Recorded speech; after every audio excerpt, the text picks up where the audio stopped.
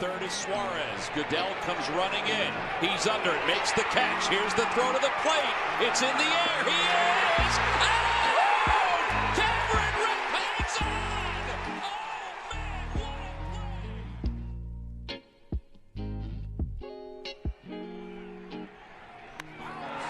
Deep to right field.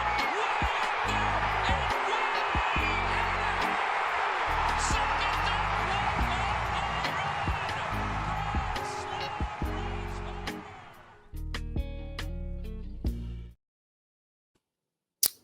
So do you remember in the off season we did that episode on if the Phillies could compete with the Dodgers, and absolutely blew up because all these Dodgers fans found it. It should have been the other way around. It should have been can the Dodgers compete with the Phillies? I cannot actually believe, and there's a lot to get into, but I cannot actually believe that this Dodgers team is going to struggle to get to 90 wins. That really blows my mind. They're going to struggle to win their division. Yeah, I mean, that too. Yeah. Just insane. I had to get that out of the way. But Phillies have won the first two in LA, both in dramatic fashion, both after I've went to bed. So have missed both of these comebacks. But they have won the NL East, which in part had to do because they absolutely decimated the Mets.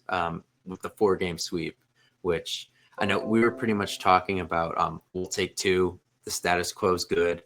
4 more games gone, and they still have to make up 7. Well, it went to 11, and then it went a little higher because the Phillies took 2 out of 3 from the Royals, and it got to the point where the Phillies had a chance to win the division on that homestand if they would have won, or if the Mets would have lost on Sunday. Neither of those things ended up happening, but a 6-1 homestand, and now a 2-0 start to the West Coast trip. And this is a team now that has not lost a series since getting swept by the Mets back towards the end of August. So they're playing as good as they have all season, and this is without Zach Wheeler. This is without Jose Alvarado, who's done for the year. This is without Trey Turner, who sounds like he's going to be back actually inside the regular season, which is good. This is without Alec Boehm. This is now without Trey Turner and Alec Boehm's main backup, Umundo Sosa. And obviously, have I mentioned this has been without Zach Wheeler? I think I did. So yeah, they've done all this without these guys, and it's been incredibly impressive. And the thing is, it's not really been that they've gotten on one guy's back. Like Schwarber's honestly been, now he's heated up a little bit the past couple days, but he didn't hit a home run for 9 games in that span. Harper has started to heat up a little bit too, but he wasn't necessarily hot. It's been a little bit of everybody. I wouldn't even say that there's a pitcher necessarily pitching at the top of the game either. A lot of these starters have given up 3-4 runs in outings recently. It has just been, they found different ways to win. It has not been one thing or one person that has gotten them to this hot streak recently.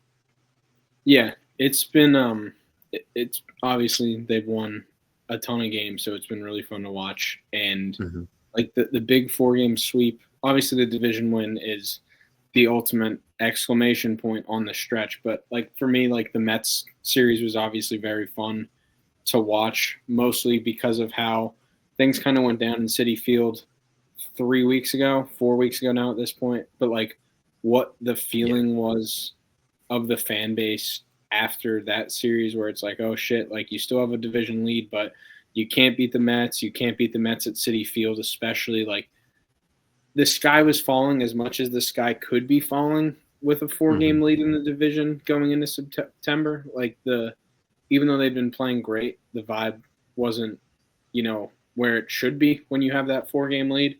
So, like you said, we talked about them hopefully taking 2 and just like not treading water, but moving on after that. Yeah. And they came out and dismantled them in a variety of different ways. It was, Aaron Nola now has his last 3 starts. He went 6 runs, no runs, and 6 runs. And of course, the no-run start was against the Mets, who he has really good numbers with. So, like, Mhm. they got good pitching there. They were coming from behind, like the game on Thursday night. Luzardo gave up a ton of runs early when the Mets, hadn't really scored in 20-some innings. He gave up a 4 or 5 spot in the first inning, and the offense just, continued to battle back. And like you said, it hasn't been Schwarber or Harper. Obviously not Turner, with Turner being out, but like Mhm. I was at the game Thursday night, so Luzardo Hold started. on, before we get too far into that, would you not agree that Luzardo start is the best unquality start you've ever seen? Because It we was know a quality hilarious. start is 3 runs or less. It So, was like, like that was insane. I the couldn't believe that. the first inning was so disgusting. Mhm. And then, like, we were there, we were hanging out. I was there with my buddy who's a Mets fan, and I looked at him like in like the second inning or the third inning, and I'm like, you do realize that there's like no chance that they're gonna lose, right? As in the Phillies. And like you look up in the sixth inning, and the game was going pretty quick, but I Mhm. didn't realize that Luzardo was throwing like a backwards, like reverse perfect game after that Yeah. inning. It was pretty funny, but they flashed a graphic on the screen before the game when they were going around to do the lineups, and Otto Kemp has like a career 770 OPS against the Mets, and in that game he added at least one extra base hit. So like we I kind of think it have was one of those. 2 because he hit the home run and the double, Yeah. right? Yep. So we kind of have like, Yeah, so 2. we've talked about all these years where with the Marlins, Miguel Rojas killed us. And, the Mets have had these guys that have just like splintered us to death outside of the Alonsos and the Lindors.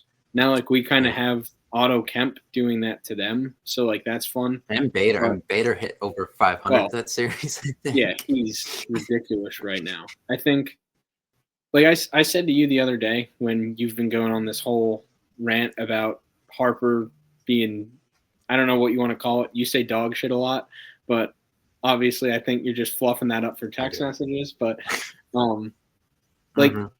sure, Harper hasn't done the typical clutch, what we saw. I just go back to 2023 when there was like that week stretch where he hit his home run against the Cardinals and then the home run off Doval off the foul pole that they ended up blowing, but he was hitting home runs in all those spots. And you've been saying that Harper's done nothing in the clutch. And my response was, if they're winning all these games and they balloon their lead to 12 with Schwarber and Harper kind of being dormant, with how streaky we've seen those guys be the last 3 or 4 years, like if they can survive, and they've done a hell of a lot more than survive, if they can sustain this pace until those guys wake up, like they are going to be scary come the playoffs. Mhm. And, the article came out with Ken Rosenthal after the Mets series or right at the end about, Harper might not be like the guy on this team, Right. and does that bother him? And I think like 5 years ago, even when he first got to the Phillies, like I think that would in a sense piss him off and make him press more. But he basically flat out said in the article, he's like, I really couldn't give less of a shit. Just get me to October, and that's when I'll show up. And sure enough, the double yesterday when they were down 4-0, the home run 2 nights ago when they were tied in the eighth, like he's starting. Yeah, he's starting to show up. I'll give him that. Yes, as it the gets clutch gene has come back. as it gets deeper into the calendar, closer to October, it's like he's starting. It's like the meme where like Darth Vader's just resting in the chamber, like waiting Mhm. to get awoken. It's like that's kind of what we're seeing now. It's like he's starting to shake the frost off, and like the playoffs are here. They're clinched. They clinched the division at this point. They basically sealed the bye, unless Mhm. something disastrous goes down the next week. They're 6.5 up on LA going into Wednesday night's game, and Sure, but it's they have the technically tiebreaker. 7. Yeah, it's technically 7 because they have the tiebreaker. So 7.5 with like 10 games left. Like that would have Yeah, to we be. have the Phillies have 10, the Dodgers have 11. So Yeah, it would have to be really bad to not get a bye at this point. So like now that that's kind of here, I think we're starting to see his at bats be more locked in. Schwarber is hitting the ball really well. Obviously, he's starting to get back into it too. So hopefully they cooled off a little bit, and now they're starting to get hot right at the perfect time. I I don't really buy into the peaking too early stuff because, like we said, they're doing it in a variety of different ways, and they're having different guys beat you. So, like, it's not like, oh, wow, we're riding like a Schwarber June streak into the playoffs and we're winning these games because of him. Like, it's 1 through 9 in the lineup right now, and they've done it for a sustained period of time where I think, like, hopefully it's past peaking and they're just playing good baseball and they figured it out at some point. Yeah. They definitely have. I mean, there's no other way to put it. I mean, Rafael Marchand hitting a freaking 3-run home run in the 9th inning off the Dodgers. It's just like when shit like that happens, you start to just think like maybe they're actually going to do it. And it's good to have a backup catcher contribute something other than a playlist. And I said I was getting annoyed because they brought him up here at celebration time and he doesn't play. So he doesn't care how drunk everyone gets and they're trying to win games the next day, but he doesn't care. He doesn't play. I just terrible, honestly, but whatever. With Harper too, I think he's starting to sense age for the first time ever. And I think getting the World Series is now his top priority. Yeah. And, I'm wondering if someone like Nick Castellanos can buy into that mindset or not, because we know he's not playing pretty much at all, I guess is the best way to put it. And my worry with him is, and same with JT too. I think JT is also kind of sensing that too, and he's played pretty well. But my worry with Castellanos is when the playoffs come around, can the pouting stop? And when he's given an opportunity, can it be lock in? I have to come through. I want this freaking ring. Or is it just, F these guys, look what they did to me. And if I had a worry with this team right now, so I'll say, I don't want to get too far into this because I'll bring it up later, but some of these bullpen guys on back-to-back days are a worry. But like if I had a worry right now, it's like when Nick Castellanos' number is called, can you actually get him to grow up? Like, yeah, it's a great question because like you're seeing these guys, and obviously there was the whole. It's weird that like you're saying it's the first time they've realized age. I don't know if that just hit them in like the middle of the season or what, because Kepler had his fit in the middle of the summer, and since then he's been like incredible in terms of. I also don't want to say maybe the Zach Wheeler thing too. Like they kind of saw how quick it could be taken away from you and everything. I think we said that on here when it happened. I said like I hate to be, but after the Wheeler thing, I think they had a really good series right after it. And I think I said on here, like, if that's the kicking, like, the rear end that they needed to wake up and start, like, that sucks. But at the same time, like, we saw the Braves win the World Series the year Acuna tore his ACL. Like, without a question, Acuna was the best player on that team. We just saw him go 40-70, like, the full year after that happened. So, like, teams have done this before where they kind of rally around one of their superstars going down, and that on top of Schwarber being a free agent at the end of the year, JT being a free agent at the end of the year, like in Gelb's article the other day, and Ranger who's played a lot better, and Ranger better recently. Gelb in Gelb's article, one of Gelb's articles the other day, he mentioned that it could be like part of this streak that they've been on. It could be the sense of this might be the core's last group to get or last run together, and like obviously you see it in like high school sports, college sports, stuff like that, where you spend every day of that season with people for 4 years. At the way that this core has been going, it's been basically 4 years. There's been some interchangeable pieces, but the mainstays have been there for 4 years now, and like obviously there's been rumors about what contracts look like after the season regarding Schwarber and JT, but it's the last concrete month that they have together before things could get shuffled around. So I think that 100% plays a factor going in with the Wheeler injury and not knowing what that looks like long term. Like it definitely, it might even play into the whole thing that you're bringing up with Castellanos. Does he buy in? Like either they sit him down and say, hey, or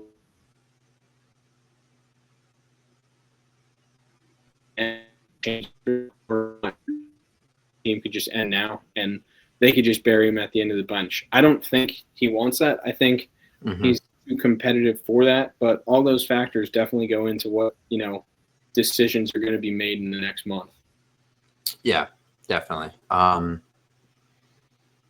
and I think we brought this up in the offseason, and I think part of that was trying to cope with Kepler and Romano type signings, but the amount of desperation you put on all these guys on expiring /1-year deals, and they've been cursed up and down for not extending Schwarber and to a lesser extent Ranger and Real Muto, but it has kind of put almost a deadline on this for these guys that like, oh shit, we got to do this now, and maybe that costs them one of those guys where they don't get to re-sign them, or they end up spending more money on those guys than they should have had they done something before the season. But if it results in you winning the World Series, it's a trade-off you have to take. Yeah. So I honestly have kind of liked that. Now I'll say this today, but if they don't win and then like Schwarber walks, totally different story. But like up to now, I've kind of liked that they've let that open-ended in a sense, because it's kind of cost these guys to act desperate, which I've honestly have liked so far. So that's what I have on that. Let's get into some other things. So David Robertson on the back-to-backs, it's got to stop. All right. To be fair, last night he gave up the bomb to Ohtani. So we're recording Wednesday. Tuesday night he gave up the bomb to Ohtani. Mm-hmm. There was a video of him less than 24 hours before that with a beer bong. He's 40. I agree. So he should not have pitched. I don't love the back-to-backs with D-Rob in general, but I'm giving him a pass for last night because he literally had a beer bong or the funnel less than 24 hours ago. So I saw I was also asleep like you. I was also in Connecticut, so I was black. The service, for some reason, it said I was blacked out on MLB TV, but also blacked out on NBC Sports. So I couldn't watch, so I gave up and just went to bed. But I woke up, saw the Ohtani home run notification, went back and looked and saw it was Robertson and did not care anymore because he literally had the beer funnel. Okay.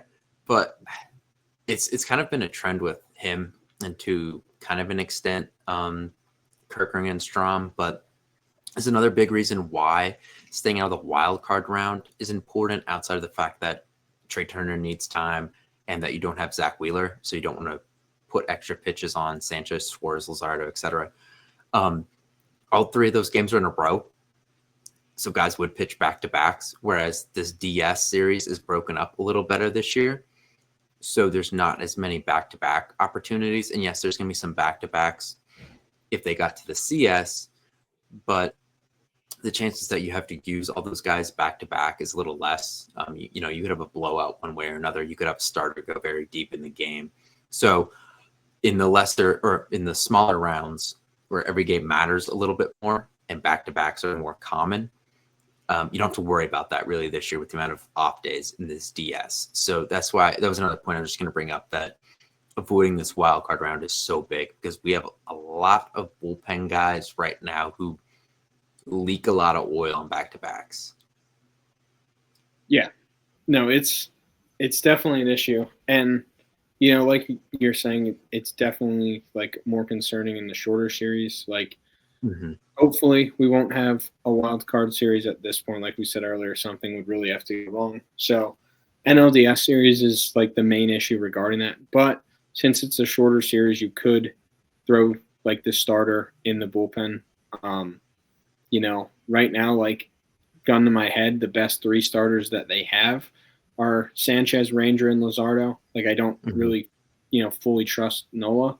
But if you're worried about bullpen guys leaking oil in that shorter kind of series, go with Nola in the rotation and then let Luzardo go to the bullpen where you kind of have that other arm. I just don't trust Nola's stuff in a bullpen setting at all. Like he might run it up to 94 on a good day. So like Luzardo, we saw him throw 99 on pitch 85 the other night.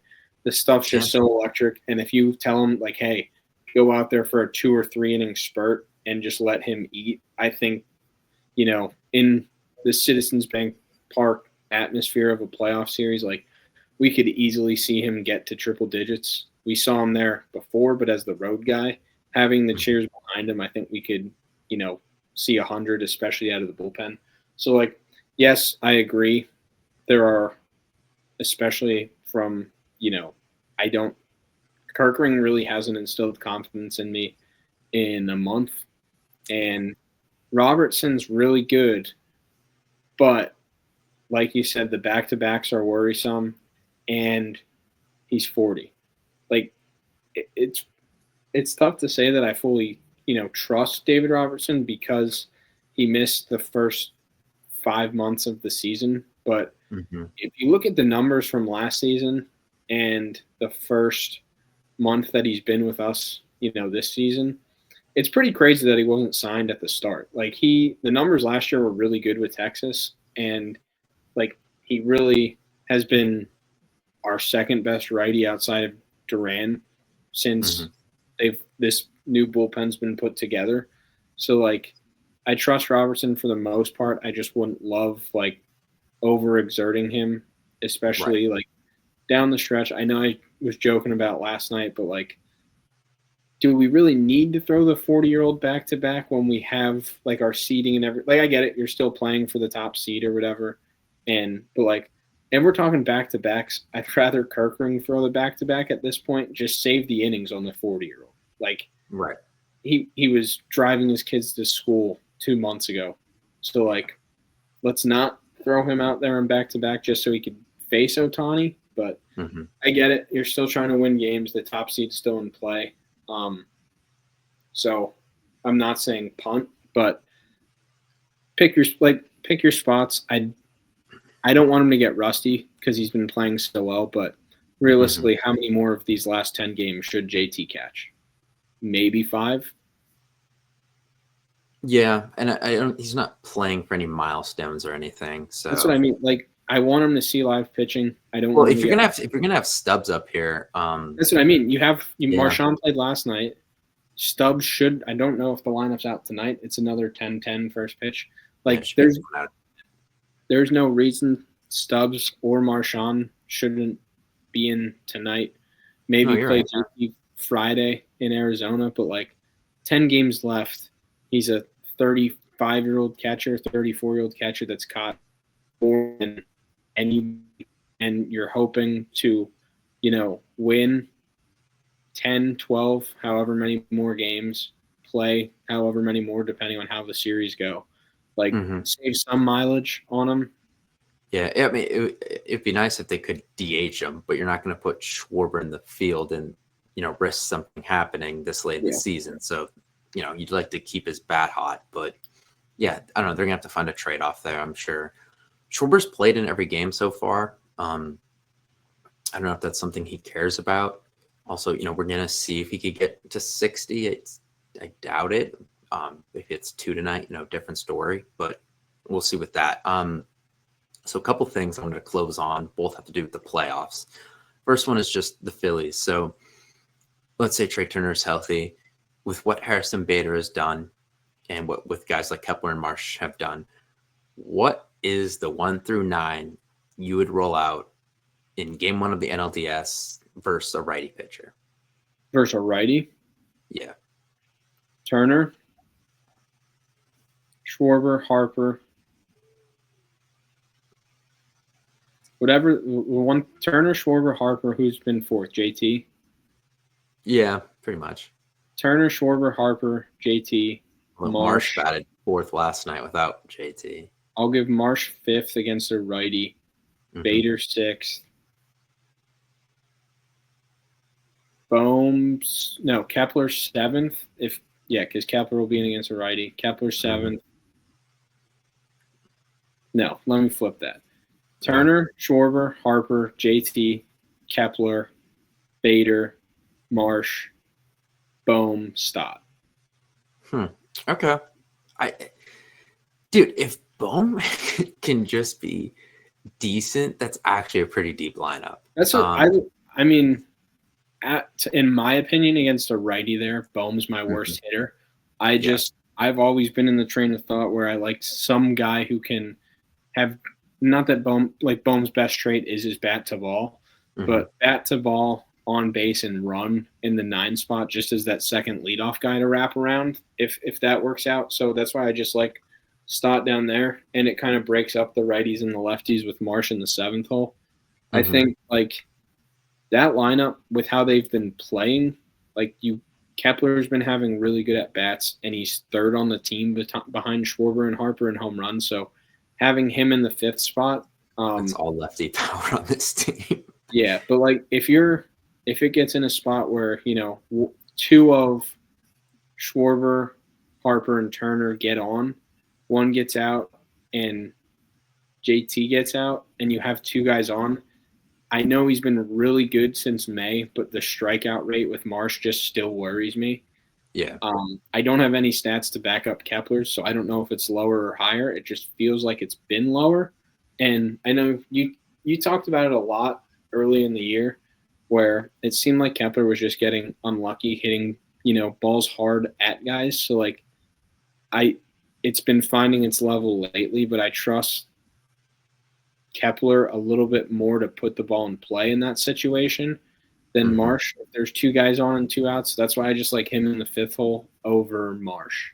But if you rolled out that lineup and flipped those 2, I wouldn't really bat an eye with how they've been playing. Yeah, I know Bader hasn't been great in this Dodgers series, but I'm just wondering if he finds a way to squeak into the top 5 somehow, if not clean.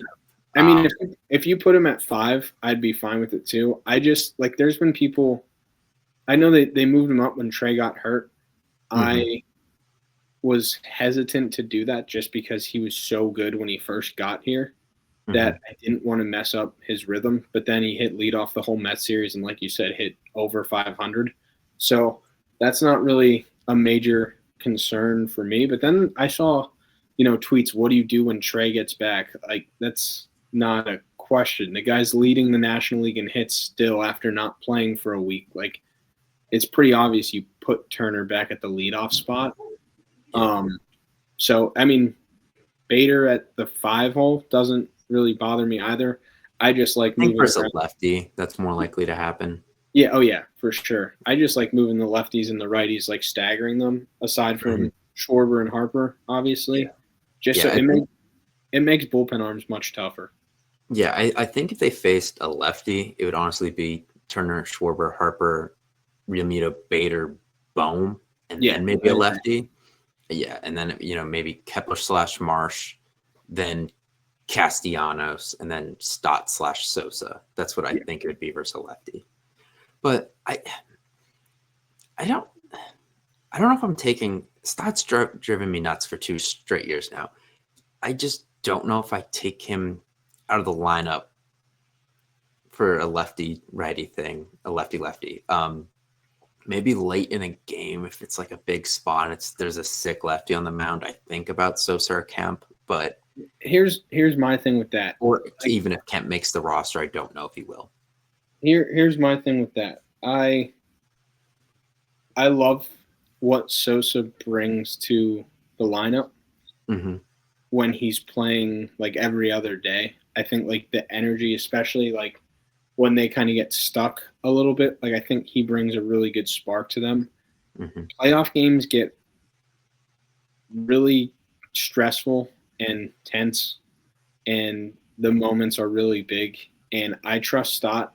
He's done it before. Granted, these are was the grand slam off a lefty or righty against the Marlins?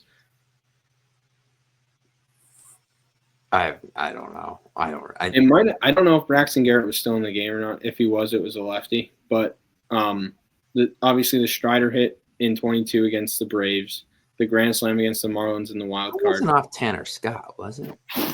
I don't know, but I can't remember. Regardless, like he's had playoff moments. I know he hasn't had the greatest postseasons, but he's shown the ability to slow the game down and not do too much.